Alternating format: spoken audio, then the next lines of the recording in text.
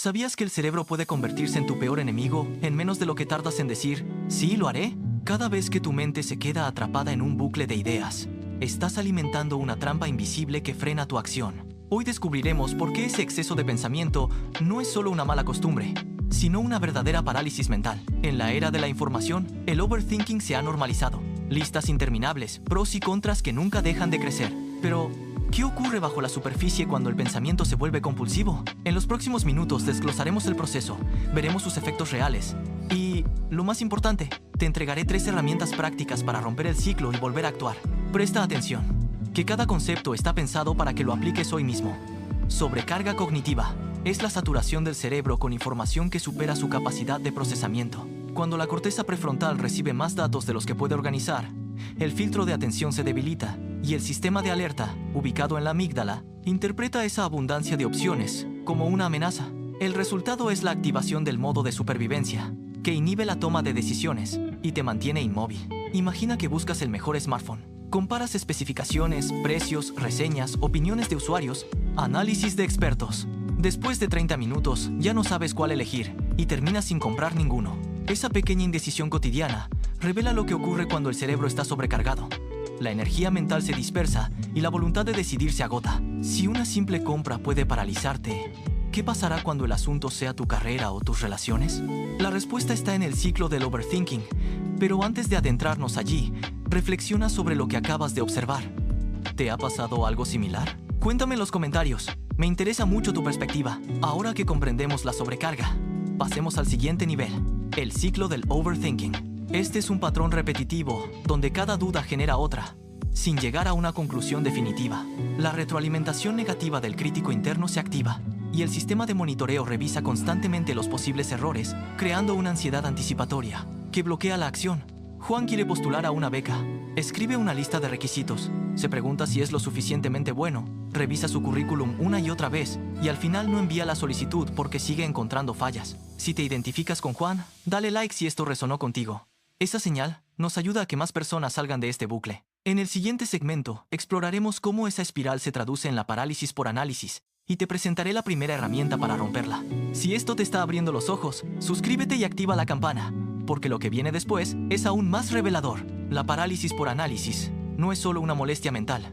Sus efectos se manifiestan en la fisiología y en la conducta cotidiana. Cuando el cerebro percibe una decisión como una amenaza, el eje hipotálamo-hipófiso-adrenal libera cortisol de forma sostenida. Ese exceso de cortisol debilita la capacidad de la corteza prefrontal para planificar, reduce la motivación y genera una sensación de agotamiento que se traduce en procrastinación crónica. Además, la memoria de trabajo, esa pequeña área que nos permite mantener información activa mientras actuamos, se sobrecarga y pierde la claridad necesaria para organizar pasos concretos. En la práctica, la persona se queda atrapada en un estado de inercia, donde la idea de avanzar se vuelve tan pesada que prefiere no hacerlo en absoluto. María, que soñaba con lanzar su propio negocio, vivió exactamente eso. Pasó meses elaborando planes, revisando estudios de mercado, ajustando proyecciones financieras, pero cada revisión le recordaba la inmensidad del proyecto y la hacía sentir que cualquier movimiento era insuficiente. Al final, su idea quedó en un borrador de documento que nunca salió de la pantalla. Ese es el rostro de la parálisis.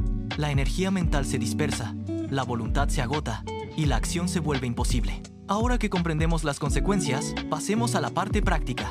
Te presentaré 3 herramientas que, aplicadas de forma consistente, pueden romper el ciclo y devolver la capacidad de decisión a tu cerebro. Primera herramienta: establecer un límite temporal concreto para el proceso de reflexión. La idea es crear una ventana de tiempo definida, por ejemplo, 10 minutos, durante los cuales puedes analizar la situación. Pero una vez transcurrido ese lapso, debes pasar a la acción. Ese límite obliga al sistema de alerta a reconocer que la amenaza ha sido evaluada y que, a partir de ahora, la prioridad es la ejecución. En la práctica, puedes usar un temporizador o una alarma que marque el final del periodo de análisis. Cuando suene, detén la revisión y elige la opción que consideres más adecuada, aunque no sea perfecta. Segunda herramienta: la acción mínima. Consiste en identificar el paso más pequeño y sencillo que puedas dar en ese momento y hacerlo sin pensarlo demasiado. Ese micropaso reduce la carga cognitiva porque no requiere una evaluación exhaustiva, simplemente se ejecuta. Por ejemplo, si estás redactando una propuesta, la acción mínima podría ser abrir el documento y escribir la primera frase. Al completar ese pequeño gesto, el cerebro percibe progreso y el nivel de cortisol disminuye, lo que facilita la continuación del proceso. Tercera herramienta. Reencuadre mental mediante la técnica del qué es lo peor que puede pasar. Cuando la mente se queda atrapada en la anticipación de errores, invita a la ansiedad, es útil preguntarse directamente, ¿cuál sería el peor escenario posible? ¿Y cómo podrías afrontarlo? Al visualizar esa consecuencia extrema, el cerebro reconoce que la amenaza es manejable y, por lo tanto, reduce la respuesta de supervivencia que bloquea la decisión. En la vida real, si temes que una entrevista de trabajo no salga bien, imagina que el entrevistador simplemente te dice que no encajas en el puesto. Esa respuesta, aunque incómoda, no implica una catástrofe. Puedes aprender de ella y seguir adelante. Pongamos todo en contexto con un caso integrador. Carla quiere inscribirse en un curso de fotografía, pero se queda revisando la tabla de contenidos, los precios, los horarios, y cada detalle la lleva a dudar. Aplica la primera herramienta y decide dedicar 15 minutos a revisar la información. Cuando el temporizador suena, pasa a la segunda herramienta y da el paso mínimo de abrir la página de inscripción y pulsar el botón Añadir al carrito. Al instante, siente una ligera descarga de energía porque ha superado la barrera del análisis. Finalmente, utiliza la tercera herramienta para preguntarse qué pasará si el curso no le satisface. Imagina que simplemente no aprenderá lo que esperaba y que podrá buscar otra opción. Con esa claridad, completa la compra y se inscribe. Estos 3 pasos, cuando se convierten en hábito, entrenan al cerebro para reconocer que la indecisión no es una amenaza insuperable, sino una señal que necesita una respuesta rápida y concreta. Con la práctica, la sobrecarga cognitiva se reduce, la amígdala deja de activar el modo de supervivencia y la corteza prefrontal recupera su capacidad de planificar y ejecutar. Ahora, antes de cerrar, reflexiona sobre lo que has escuchado. ¿Cuál de estas herramientas resuena más contigo? ¿Has probado alguna de ellas antes? ¿Y cuál ha sido el resultado? Comparte tu experiencia en los comentarios. Tu relato puede ser el punto de partida para que otros encuentren la salida de su propio bucle de pensamiento. Si este contenido te ha ayudado a ver la parálisis por análisis bajo una luz diferente, regálame un me gusta. Ese gesto sencillo refuerza la comunidad y permite que más personas descubran cómo liberar su potencial.